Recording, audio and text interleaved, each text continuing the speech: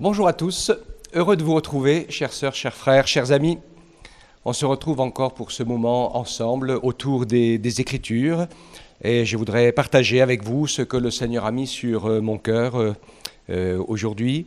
Je pense qu'il y a dans cette parole des choses tout à fait importantes pour construire notre relation avec le Seigneur, notre relation avec les autres et construire notre bonheur sur des bases solides qui ne chancellent pas. Je vous propose donc de pouvoir partager ensemble le texte de l'Écriture et juste avant, eh bien, on va remettre ces instants entre les mains du Seigneur. Père, merci de nous bénir tous ensemble, de ce que tu m'aides pour apporter ce message de ta parole, de ce que chaque auditeur, auditrice puisse avoir le cœur aussi sensible pour ce que tu veux dire à chacun d'entre nous.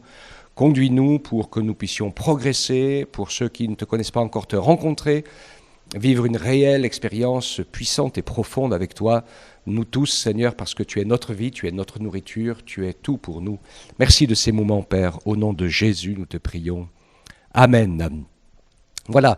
Alors, le message que j'ai ce matin, il est tiré de Exode 32, où il est parlé du moment du veau d'or et de ces moments pas terribles au milieu d'Israël, dans le désert, où Moïse était sur la montagne depuis de longs jours, tellement longtemps qu'il se demandait s'il allait vraiment revenir, s'il n'était pas mort ou disparu. Et c'est l'occasion de plusieurs choses, la fabrication de cette idole, le veau d'or, et ensuite, après, une espèce de fête dont on va parler ensemble. En fait, le titre de mon message ce matin, c'est se divertir ou servir. On va voir que le peuple s'est laissé entraîner. Il est dit dans le verset 3 du chapitre 32 de l'Exode, ils ôtèrent les anneaux d'or qui étaient à leurs oreilles, les apportèrent à Aaron, il reçut de leurs mains, il jeta alors dans un moule et il fit un veau de métal fondu, il dit Israël, voilà ton Dieu, qui t'a fait sortir du pays d'Égypte. Lorsqu'Aaron vit cela, il bâtit un autel devant lui et il s'écria, demain il y aura une fête en l'honneur de l'Éternel. Le lendemain, ils se levèrent de bon matin, offrirent des holocaustes et des sacrifices d'action de grâce. Le peuple s'assit pour manger, pour boire, puis ils se levèrent pour se divertir.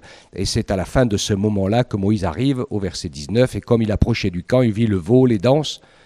Et la colère de Moïse s'enflamma, il jeta de ses mains les tables et les brisa au pied de la montagne. Alors je voudrais qu'on puisse découvrir ensemble le sens de la vie, comment le Seigneur, dans sa parole et par son esprit, a construit les choses pour que nous puissions développer un vrai bonheur, quelque chose de solide, quelque chose de profond et quelque chose qui n'est pas superficiel. Nous voyons d'abord dans la fabrication du veau d'or, quelque chose qui est c'est très humain et naturel, ça, c'est la culture du visible. Pour l'homme, l'invisible, ce qui ne se voit pas, s'explique pas, se comprend pas, est mystérieux, n'a pas d'intérêt, n'apporte rien, et on veut pouvoir tout expliquer, tout comprendre. C'est la culture du visible, c'est la culture aussi du touchable. Nous allons voir aussi un autre verset qui est tout à fait d'actualité. On le trouve dans le livre de l'Ecclésiaste au chapitre 8 et au verset 15. Et il dit « Il n'y a de bonheur pour l'homme qu'à manger, à boire et à se réjouir ». Alors nous voyons ici quelle est la mauvaise manière de rechercher le bonheur. Je n'ai pas le temps ce matin de vous parler de ce que Jésus a mis comme exemple pour le fait d'être heureux. C'est dans Matthieu, dans le Sermon sur la montagne. Vous allez découvrir que ça n'a rien à voir avec les critères de bonheur qui étaient en fait de fabriquer ce qu'ils aimaient, de faire ce qu'ils avaient envie, puis de faire la fête et de se divertir. Alors c'est ce que j'appelle moi ici construire les escaliers de la descente. Vous allez comprendre, et je vais vous l'expliquer ce matin, qu'il y a dans notre vie deux manières de diriger notre existence. Et c'est très simple. Ou alors il y a une direction d'essayer de prendre tout ce que nous avons autour de nous dans le visible, le touchable, le palpable, le consommable et le faire rentrer en nous pour pouvoir nous apporter du bonheur, comme je l'ai dit, du plaisir, pourquoi pas de la jouissance ou de la réjouissance, etc., ou du divertissement. Et nous allons comprendre ici qu'il y a quelque chose qui n'est pas dans le bon sens. Ça, c'est les escaliers de la descente. C'est parce que nous sommes pécheurs et que nos pensées ont été faussées et que le sens de la vérité a été effacé et tordu, que nous pensons qu'en écoutant nos pensées, en écoutant nos envies, en écoutant notre ressenti, en écoutant les penchants et les besoins de notre corps, eh bien nous allons trouver le bonheur, le plaisir, la jouissance et la satisfaction. Le monde dans lequel nous vivons fonctionne comme ça, et je m'excuse, mais je le dis, le monde et les gens n'ont jamais été aussi malheureux. Parce que ça ne remplit pas sa vie.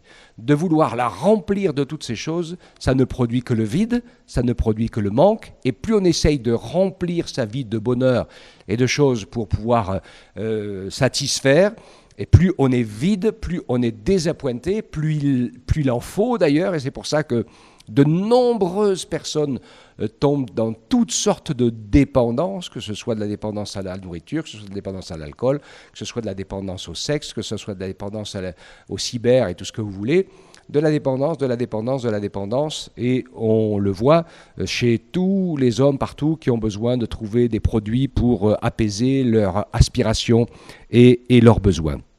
Ça met en évidence un verset, une parole de Jésus qu'on trouve dans Marc 8, 35, et puis on trouve dans les autres évangiles aussi. Jésus donnait ce principe et il disait « Celui qui voudra sauver sa vie, la perdra ». Donc, regardez bien, ici, c'est la construction, et je vais m'arrêter là-dessus, parce qu'on va quand même construire les escaliers qui montent ensemble, mais regardez ce principe, on va dans la mauvaise direction, on construit les escaliers de la descente, parce qu'on veut prendre tout le touchable, palpable, le consommable et le visible autour de nous, pour le faire rentrer en soi, et ça ne marche pas. Alors, qu'est-ce que Dieu attend de nous ? Eh bien, Dieu va nous apprendre et il va nous faire vivre quelque chose d'extraordinaire, qu'il vit lui-même d'ailleurs, et il va nous aider à construire dans la bonne direction, les marches qui construisent dans le bon sens, en allant dans la direction qui est de l'intérieur vers l'extérieur. L'Écriture dit, il y a beaucoup plus de joie à donner qu'à recevoir. En fait, notre corps et notre nature, quand elle est tournée vers Dieu pour recevoir les bonnes choses et pour pouvoir les partager et les faire bénéficier aux autres, eh bien, transforme ces choses en un bonheur intérieur indestructible.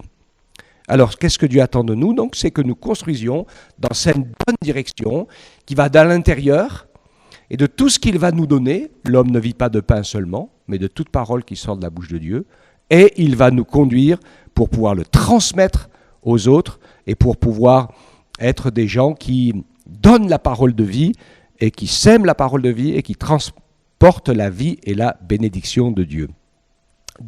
Jean disait dans le chapitre 3 de son évangile au verset 27, il dit « Un homme ne peut recevoir que ce qui lui a été donné du ciel ».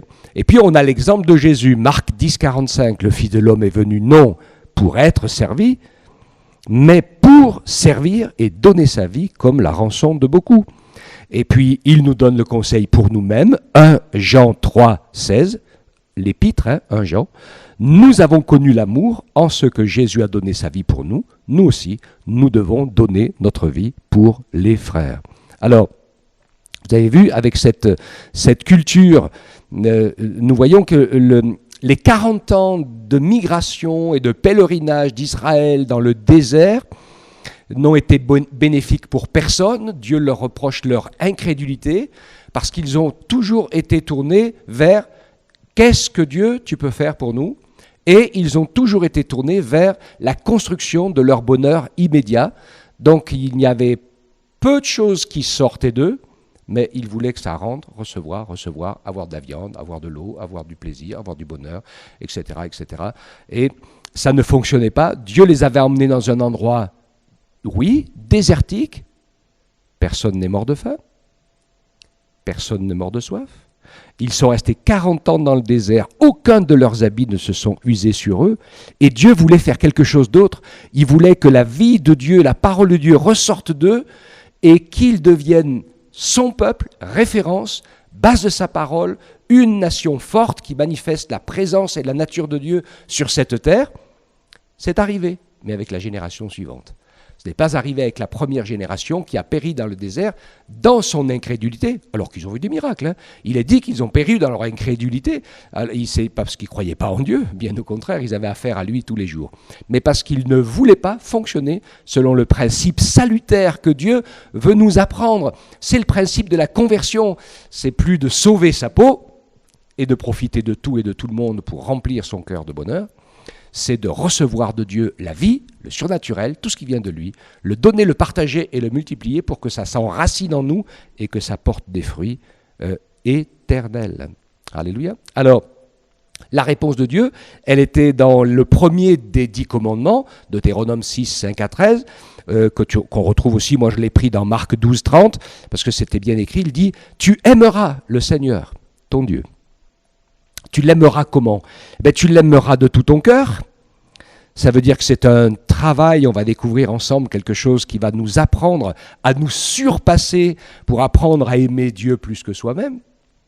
Tu vas aimer Dieu, tu aimeras le Seigneur ton Dieu de toute ton âme. Et ici, c'est une autre culture et qui, elle, est super importante. C'est apprendre à maîtriser et à contrôler ses émotions et ses sentiments. C'est catastrophique de voir aujourd'hui le monde sentimental dans lequel on se retrouve.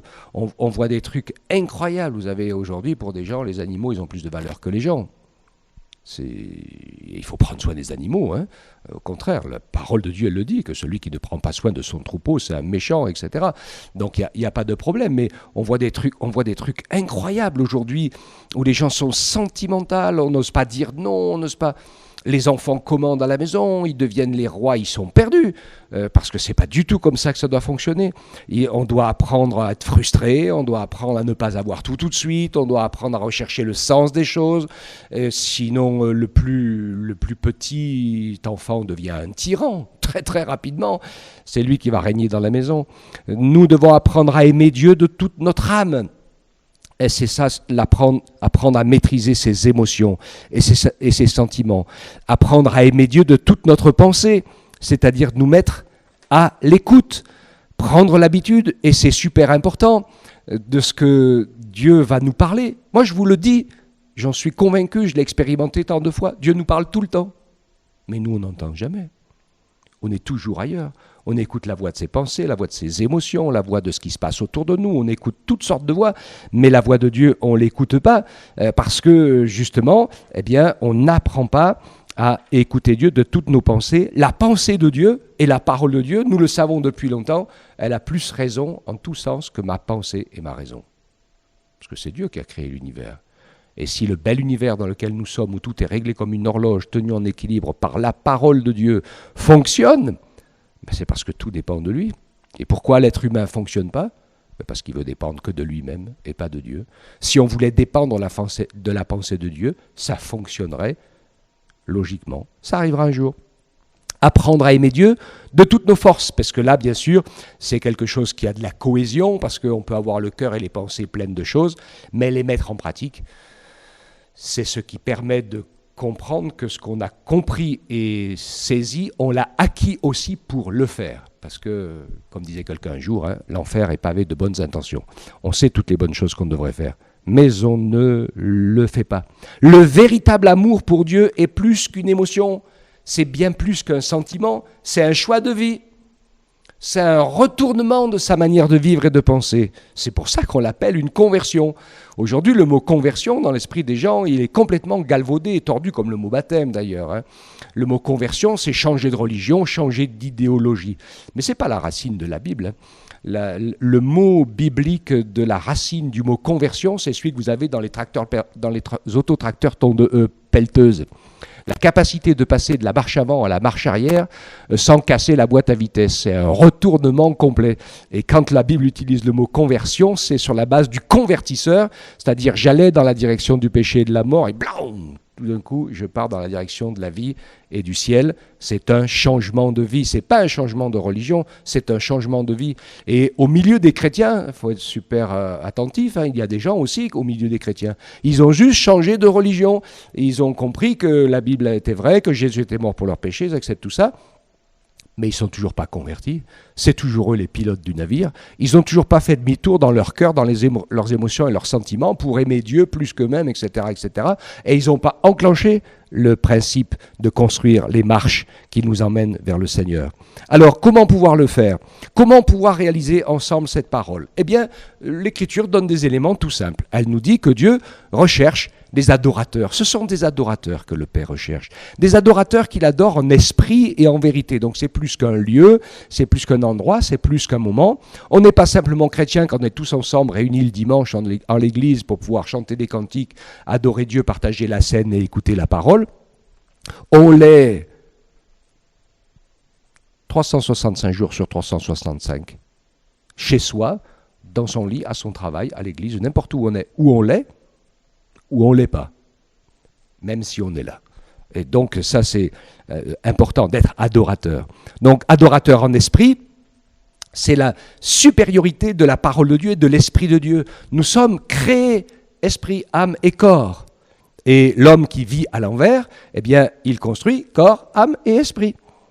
Donc les émotions, les sentiments, tout ça, ça part du corps, ça part du vécu, et puis ça va dans l'âme, et ça va dans l'esprit, ça finit dans le n'importe quoi. Mais Dieu est esprit, avant toute matière, avant toute chose, Dieu est esprit. Et si nous commençons à nous laisser toucher par l'Esprit de Dieu, si nous commençons à nous laisser toucher par la parole de Dieu, eh bien nous allons produire et vivre en nous et pour les autres, la vie de Dieu. Adorer Dieu en esprit, donc en parole, en pensée, et puis en vérité, c'est-à-dire en actes concrets. Nous avons de multiples occasions dans la vie de tous les jours d'expérimenter la grâce de Dieu. Moi, je n'ai pas le temps ici de faire la liste des nombreuses bénédictions que le Seigneur m'a accordées parce que tout simplement, j'ai fait passer sa volonté en premier avant la mienne. Et on vit et on voit des choses incroyables quand on vit cela. Ainsi, le Seigneur nous permet d'être ses adorateurs en esprit, pensée et parole, adorateurs en vérité, en actes concrets, et il va nous encourager ainsi à servir de témoins pour les autres et à bénir les autres.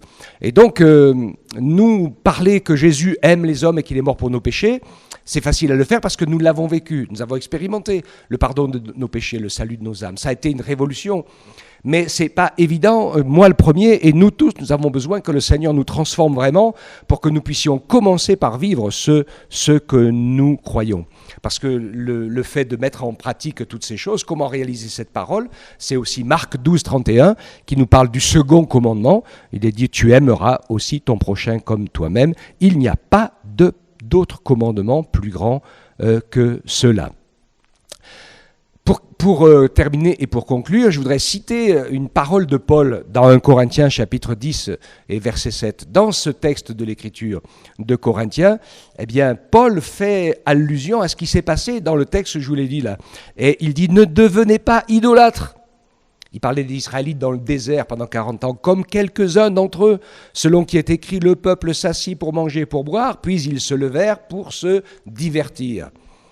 Et donc, ils étaient habitués non pas à vivre à l'écoute de Dieu, mais ils étaient habitués à vivre à l'écoute d'eux-mêmes.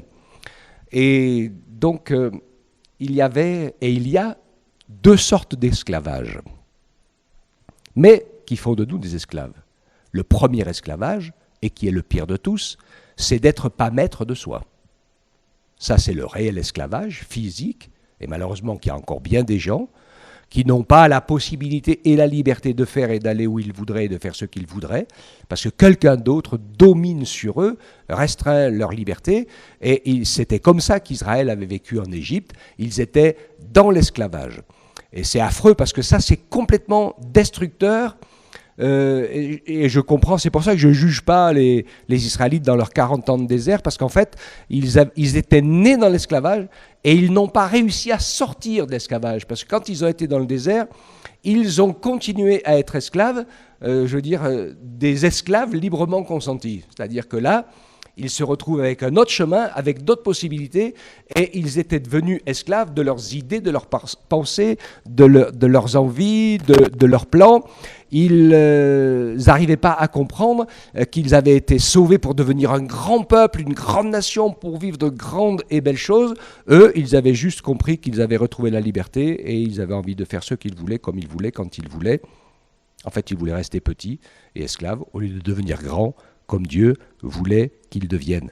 Donc ils s'étaient habitués à vivre à l'écoute d'eux-mêmes, d'abord, au lieu d'être à l'écoute de la parole de Dieu. Le véritable amour pour Dieu, c'est plus qu'une émotion ou un sentiment. Je l'ai dit, c'est un choix de vie, c'est un retournement, c'est une conversion. Et ainsi, notre principe vital est changé. On vit plus selon le même principe. Eh bien, avant, notre bonheur était dehors et on essayait de le faire rentrer dedans. Et quand on se tourne vers le Seigneur, eh bien, Jésus vient pour nous pardonner, pour nous réconcilier avec le Père, pour changer notre cœur, notre esprit, nos pensées. Donc le bonheur se retrouve dedans et notre mission devient de pouvoir le transporter dehors, en parlant de l'amour de Jésus, en le vivant. Et je reconnais que ce n'est pas tout facile, on ne va pas s'ennuyer justement, parce que si on veut apprendre à vivre dans l'amour de Dieu, eh bien on ne va vraiment pas s'ennuyer, parce que c'est vrai que notre corps, pendant longtemps, il a tendance à regimber et ne pas être d'accord pour démontrer le chemin de la vie, de la vérité, et du bonheur et de la vraie liberté. Jésus dit, si vous croyez au Fils, et si vous recevez le Fils vous affranchira, vous deviendrez réellement libre. Libre du pouvoir, du péché qui domine sur nous et qui nous entraîne vers la destruction et vers la mort. Parce que c'est ça que nous ne voyons pas et que nous ne réalisons pas. Quand on cherche à faire entrer le dehors dedans, on ne réalise pas qu'on vit selon le principe du péché qui va faire rentrer jusqu'au bout et à son dernier souffle eh bien, la mort en nous pour nous détruire, nous anéantir et faire mourir jusqu'à notre âme pour qu'elle soit perdue pour toujours. On retrouve ce principe-là physiquement exprimé dans les dépendances, puisque tous les gens qui sont dans de la dépendance, eh bien, ils ont besoin de ces produits qui sont en train de les faire mourir à la vitesse grand V. Moi, j'ai vu des gens à l'agonie, en train de vivre leurs dernières heures avec toujours la cigarette à la bouche, parce que c'était plus possible pour eux de s'en passer. Ils avaient été anéantis par leur passion. Et donc, c'est le principe de la mort et du péché. Le principe de la vie, c'est l'inverse. C'est recevoir de Dieu le pardon, recevoir de Dieu la vie éternelle, recevoir de Dieu le salut et le faire sortir de soi pour le transmettre aux autres. Et en transmettant ces choses aux autres, eh bien, cela nous apporte une victoire, un bonheur et une paix incroyable. Jésus en a été la démonstration suprême puisqu'il vit, puisque le Père, le Fils et le Saint-Esprit vivent dans le ciel depuis toute éternité selon ce principe du don total à l'autre. Et Jésus a mis ce principe en pratique pour nous en donnant sa vie en entière. Personne ne prend sa vie. Il est venu sur la terre, nous l'a donné, il s'est donné tout entier. Il était sans péché, il a pris tous nos péchés. Il est vivant et éternel, il a pris notre mort. Il était sans condamnation, il a pris notre condamnation. Il a traversé la condamnation à notre place. Et Dieu l'a fait ressusciter d'entre les morts.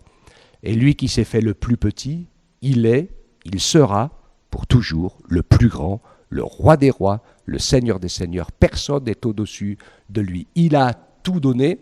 Et en retour, tout ce qu'il a donné s'est transformé en victoire, en force, en éternité, en triomphe, en puissance, en règne indestructible. Il veut nous inviter à rentrer dans ce principe en devenant son épouse.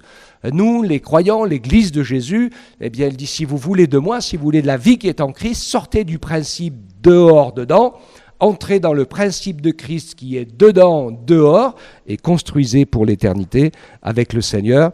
Et c'est un travail intérieur. C'est pas l'idée de la construction d'une muraille pleine d'interdits, j'ai pas le droit de faire ci, j'ai pas le droit de faire ça, etc. C'est pas facilement les religieux, ils ont remis ça en route, mais l'Écriture est beaucoup plus raisonnable et sage que ce que les gens, les hommes imposent. Et l'apôtre Paul le disait, il dit « J'ai le droit de faire tout ce que je veux, mais je ne ferai aucune de ces choses qui me rendent esclave. » C'est juste la connaissance du pourquoi et du comment. C'est l'histoire de la tapette à souris. Si la souris, elle savait que le bout de fromage, c'est juste pour la tuer, eh ben, elle n'irait pas chercher le bout de fromage. Donc là, c'est exactement la même chose. Les gens qui vivent dans la destruction, eh bien, ils ne se rendent pas compte. Ce n'est pas un jugement, ils ne le font pas exprès. Mais parce qu'ils ont laissé enclencher en eux ce sentiment destructeur, eh bien, ils entraînent autour d'eux, sans le faire exprès, les gens dans le même principe destructeur. Et ceux qui connaissent le Seigneur Jésus qui a donné sa vie pour nous, nous voulons nous laisser entraîner par le Saint-Esprit dans le sentiment inverse, qui est le sentiment constructeur, nous permettant ainsi de donner la vie. Donc, ce n'est pas la liste infinie de tout un tas d'interdits que les chrétiens n'ont plus le droit de faire, mais je ne me laisserai asservir par quoi que ce soit. Je veux demeurer réellement libre. On a une juste explication du pourquoi, du comment je fais les choses dans 1 Corinthiens 13. Je vous ai invité dimanche dernier, si vous ne l'avez pas fait, je vous réinvite aujourd'hui à lire Corinthiens 13, et vous verrez que peuvent se chevaucher en parallèle des choses qui se ressemblent, mais qui finalement n'ont pas le même sens ni la même origine. Et il n'y a rien de ce qui est dehors et qui rentre dedans qui nous amène à la vie, ça nous tue. Mais le principe du véritable amour qui se construit, qui se choisit, selon le Seigneur, c'est quelque chose que Dieu nous donne et qui vient du dedans et qui va aller dehors. Et cela, c'est l'inspiration du Saint-Esprit. Jésus nous a donc donné cet exemple. Je relis ce texte de Marc chapitre 10, verset 45. Le Fils de l'homme est venu, non pour être servi, mais pour servir, donner sa vie en rançon pour beaucoup. C'est ce que Jésus a fait. Donc il est venu, quand ça a été l'heure de l'entrée dans son ministère, et vous allez remarquer, je l'ai fait dans d'autres prédications, mais je profite juste d'une minute pour soulever le coin de ce voile. Quand vous regardez Jésus à l'œuvre, il a fait des œuvres extraordinaires, des miracles extraordinaires, il a donné des paroles incroyables. Mais il dit, lui, Jésus, qu'aucune de ces choses, il ne les a sorties de lui-même, il les a laissées recevoir par le Saint-Esprit. Inspiré de Dieu, il a agi. Inspiré du Saint-Esprit, il a parlé. Inspiré du Saint-Esprit, il a fait les miracles. Inspiré du Saint-Esprit, il a ressuscité les morts. Rien de ce qu'il a fait ne venait de lui-même pour prouver quoi que ce soit, mais tout ce qu'il a fait, eh bien, il l'avait reçu dedans par le Saint-Esprit et il nous l'a donné dehors pour qu'on le reçoive tous. Et ça, c'est la démonstration suprême de la clé du bonheur, de la réussite, de la construction des choses éternelles dans notre vie. Dieu nous y encourage. Et il nous y encourage comment ? Eh bien, 1 Jean 3,16. Nous avons connu l'amour en ce que Jésus a donné sa vie pour nous. Nous aussi, nous devons donner notre vie pour les frères. Soyons plus préoccupés de voir l'amour de Dieu en marche au milieu de nous que le fait d'avoir raison sur tous les points. Comme disaient certains, d'avoir raison sur tout et surtout raison. Et ça, c'est pas forcément un bon état d'esprit. Posons-nous les bonnes questions. C'est super important. Être utile au Seigneur. Est-ce que ce que je fais est utile ? Est-ce que ce que je fais va donner du sens à ma vie, à la vie de quelqu'un ? Sinon, ça n'a pas d'intérêt. Est-ce que ce que je fais, c'est par amour du monde, par amour pour moi-même, ou juste sur l'idée de profiter, de jouir et d'avoir du plaisir ? Ou est-ce que c'est la mise en pratique de l'amour de Dieu et de son prochain ? Mes frères, mes sœurs, mes amis, en recevant Jésus dans notre cœur, nous avons dit, nous recevons le Seigneur et nous devenons ses disciples. Nous avons accepté Jésus et quand nous avons accepté Jésus, nous avons accepté de devenir ses disciples. Nous n'avons pas accepté Jésus juste pour qu'il efface nos péchés et qu'on aille au ciel. Il faut que les choses soient bien claires pour tout le monde. Jésus a dit, faites de toutes les nations des disciples. Il y a beaucoup de gens, ils ont juste besoin de Jésus pour effacer leurs péchés. Il le fait. Mais si vous continuez à vivre selon le principe de la mort, à prendre les escaliers de la descente qui vous emmènent toujours plus bas, ce n'est pas le principe du ciel, ce n'est pas le principe du pardon, et ce n'est pas le principe de l'éternité. Si nous devenons ses disciples, alors nous nous mettons à son écoute, nous mettons sa parole en pratique, nous laissons son esprit et sa parole transformer nos vies, et nous commençons à monter les degrés de la montée, à construire les escaliers de la montée. On le trouve dans les psaumes, les cantiques des degrés, les psaumes des degrés, qui montent, qui montent, qui montent, et qui nous permettent de pouvoir vivre l'amour de Dieu, la parole de Dieu, la paix de Dieu, la priorité de l'esprit, parce que c'est l'esprit qui commande dans la matière, et pas l'inverse. Et là, vous allez vivre, découvrir, expérimenter des choses extraordinaires, vous allez découvrir que vous êtes des fils et des filles de Dieu, et pas des esclaves de choses de rien du tout, du vent. comme c'est dans le monde aujourd'hui. Seigneur, délivre-nous du vent, de la vanité et de ces choses qui anéantissent la vie humaine, pour que nous puissions être des hommes et des femmes qui construisent, qui montent les marches et qui permettent à la parole de Dieu de porter des fruits, afin qu'un grand nombre soit sauvé, que l'amour de Dieu rentre dans les cœurs, que le salut de Dieu rentre dans les cœurs, que la vie de Dieu rentre dans les corps, jusque dans les corps, pour nous permettre de vivre des expériences de guérison, de résurrection, de délivrance et de libération par rapport aux griffes de l'adversaire qui tient les gens esclaves et qui les écrase et qui leur laisse la tête dans l'eau pour les noyer. Seigneur, fais-nous la grâce de changer de principe de vie, de vraiment nous convertir, de nous retourner et de choisir de vivre pour toi. Père, merci pour ta parole. Elle est vivante et puissante et extraordinaire. Merci pour ton amour qui est venu bouleverser nos existences. Par ton amour et par ta parole, tu as créé le monde entier et tu nous as créés à ton image. Et tu as prévu pour nous un plan incroyable pour que nous devenions ton épouse pour l'éternité. Seigneur, permets-nous d'entrer à ta suite dans ce chemin de construction des marches d'escalier, de la montée, et de sortir des marches d'escalier de la jouissance, du plaisir et de la vanité qui nous sont les escaliers de la descente, de l'esclavage et de la mort, où tout est pour la chair et tout retournera à la poussière et à la mort. Que nous soyons des hommes et des femmes dignes de toi, Seigneur, que ton Esprit Saint et ta parole prennent la première place, et que nos vies te glorifient, et qu'ainsi nos vies portent les fruits du ciel pour le salut du plus grand nombre. Que ton nom soit béni, Père, que ta grâce soit à l'œuvre dans nos cœurs et dans nos vies. Merci, Seigneur Jésus, pour tous tes glorieux et merveilleux bienfaits. Amen. Que le Seigneur vous bénisse et vous garde tous.